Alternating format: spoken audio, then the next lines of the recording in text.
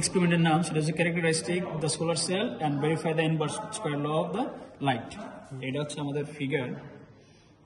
এই একটা solar cell, এটা ভোল্টমিটার লাগবে, একটা এমিটার লাগবে, একটা রেজিস্টার লাগবে। এখন হচ্ছে আমরা প্রথমেই কম্পোনেন্টগুলোর সাথে পরিচয় করে দিই।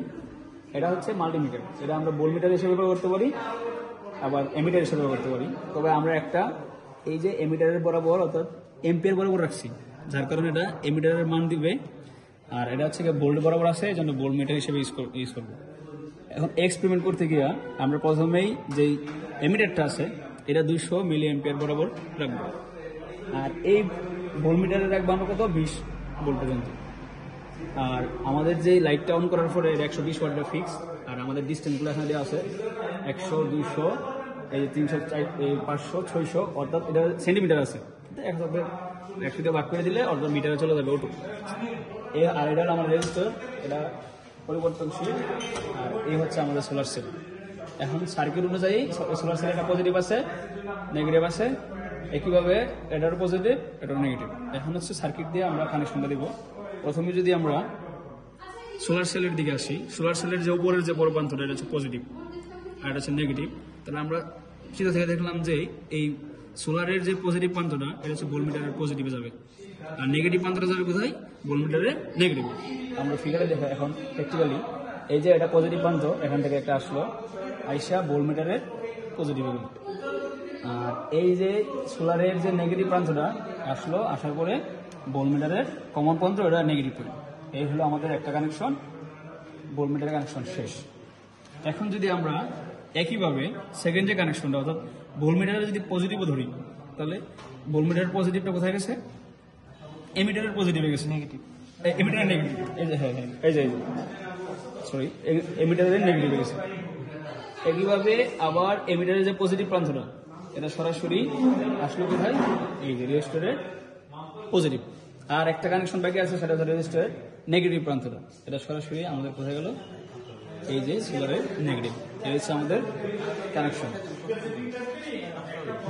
ঠিক আছে। এখন হচ্ছে আমাদের মান দেওয়ার পালা। প্রথমে আমরা যদি 120 ওয়াট এটা ফিক্স, আর আমরা ডিস্টেন্স নিলাম, সাপোজ আমরা 600 নিলাম, তাহলে 0.6 মিটার, তাহলে এটা হলো এই যে 500, 650, যেটা আমাদের টেবিল অনুযায়ী হবে। এই যে টেবিলটা দেওয়া আছে, এই যে টেবিল, এটা 120 ওয়াট ফিক্স, এটা বাতির, আর 0.6 মানে হচ্ছে 600 আর কি, 600 সেন্টিমিটার।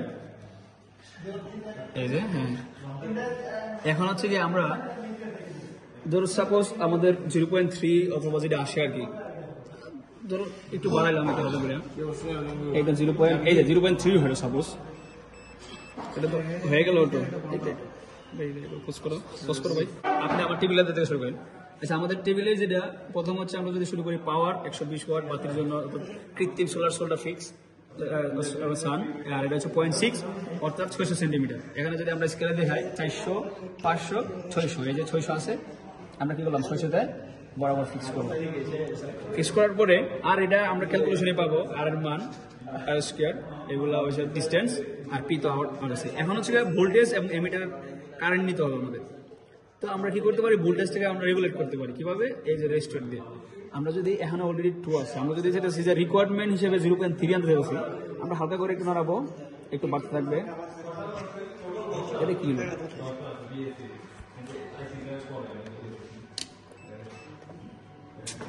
অবস্থান, আচ্ছা হোক, এই যে আমরা 0.3 আনলাম, বা 3 টু একই হোক, এটা হইলে 3 আনার পরে আমাদের মান দিবে কত, 41 দেওয়ার কথা কারেন্ট হিসেবে, মিলি অ্যাম্পিয়ারে আমরা 39 দিচ্ছি, তার কাছাকাছি মান আছে, সমস্যা নেই। এরকম ভাবে আস্তে আস্তে আমরা কি করবো, রেজিস্টার বাড়ায় আমরা ভোল্টেজ গুলো বাড়বো, এই যে বাড়তেছে 5 হবে, এরকম আস্তে আস্তে, আর এদিকে অ্যাম্পিয়ার গুলো বাড়তে থাকবে। কারেন্ট, হ্যাঁ কারেন্ট গুলো, এই যে যখন আমরা ভোল্টেজ বাড়াবো কারেন্ট গুলো আস্তে আস্তে কমতে থাকবে। এই যে আমরা এখন যদি আস্তে আস্তে দেখাই, যেটা বড় করে দিই, তাহলে দেখেন এই যে কমবে আস্তে আস্তে, এই যে কমতেছে। আমাদের যতই বাড়ি, ধরো 1.47 কাছাকাছি 47 নিলাম, একটু এই যে বেশি 1.25 এরকম দিলাম, এই যে 28 চলে আসছে, ঠিক আছে। আমরা যত বাড়াবো এদিকে আস্তে আস্তে আস্তে কমতে থাকবে, এটাই আমাদের ইনভার্স ল হিসেবে দিই। আর একইভাবে ওটা ডিস্টেন্স গুলো আরেকটু বাড়াবো। এখন আসলে এই 6, এটা 750 নিব, তারপরে আস্তে আস্তে আবার এই 0.9 900 নিব, এভাবে একইভাবে মান নির্ণয় করবো। এটা নিয়ে কোনো ঝামেলা নাই।